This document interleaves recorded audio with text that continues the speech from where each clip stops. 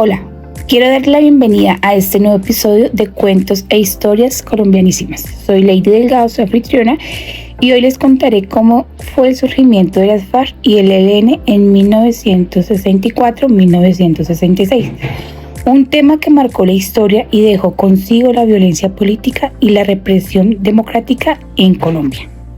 Cuenta la historia que a mediados del siglo XX, especialmente en los años 1964 al 1966, un hermoso país llamado Colombia vivió una situación difícil debido a diferentes aspectos, como la exclusión socioeconómica y la falta de libertad para la participación política. Este hermoso país no era ajeno a las desigualdades sociales. Había pobreza, desempleo. Los servicios públicos eran muy básicos. Sus habitantes se encontraban bajo el poder de dos partidos, el Partido Liberal y el Partido Conservador. Cuenta la historia que los sectores populares y campesinos no contaban con representación, lo que daba lugar al crecimiento de la corrupción política y el fortalecimiento de un poder económico que opacaba y desplazaba al campesino y a la clase popular. Todo esto impedía ver las maravillas y riquezas que producía Colombia, tales como el café, la minería, la agricultura y muchas otras más. Sumado a esta desigualdad, las comunidades rurales eran fieles a sus creencias y culturas, que las grandes ciudades ignoraban y poco valoraban. Y de esta manera, la educación para ellos era inalcanzable y los excluían de la educación superior, dejando a los jóvenes sin oportunidades para mejorar su calidad de vida. Y ni hablar de la religión. La religión católica, la Iglesia Católica como tal, ejercía una gran influencia en la vida política, social y cultural de este país, pues su posición conservadora y su apoyo a los sectores más privilegiados de la sociedad generaban tensiones con los grupos que buscaban un cambio social más profundo.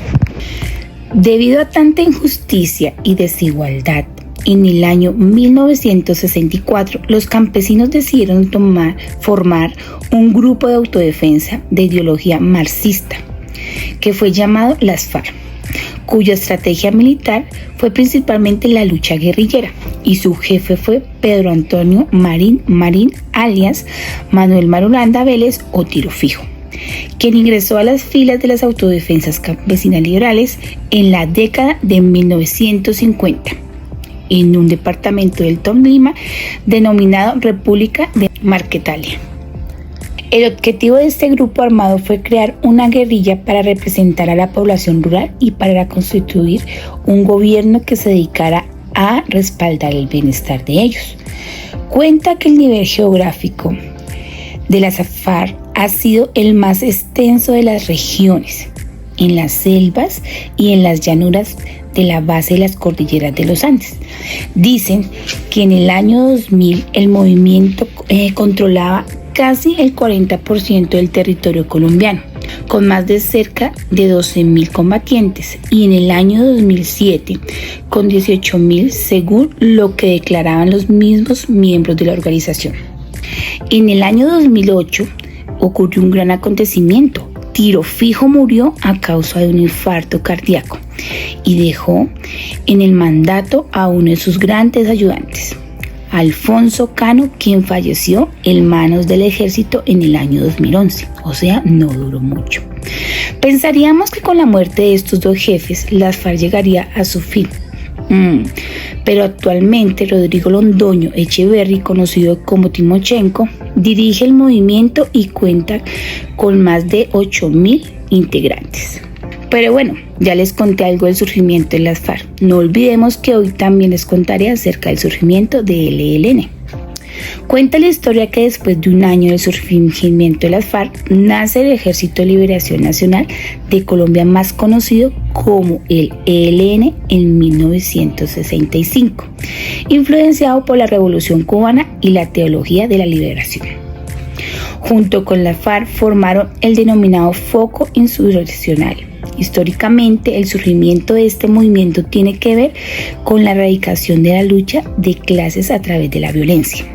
Este proceso se entrelaza con la necesidad de sobrevivencia y la convicción de la imposibilidad de darle una salida por medio de otras vías a la situación que vivía este hermoso país.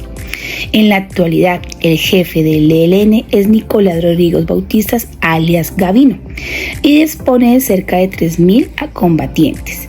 Cuenta que ha tenido presentación mayoritaria en la zona del Catatumbo y en la zona norte de Santander.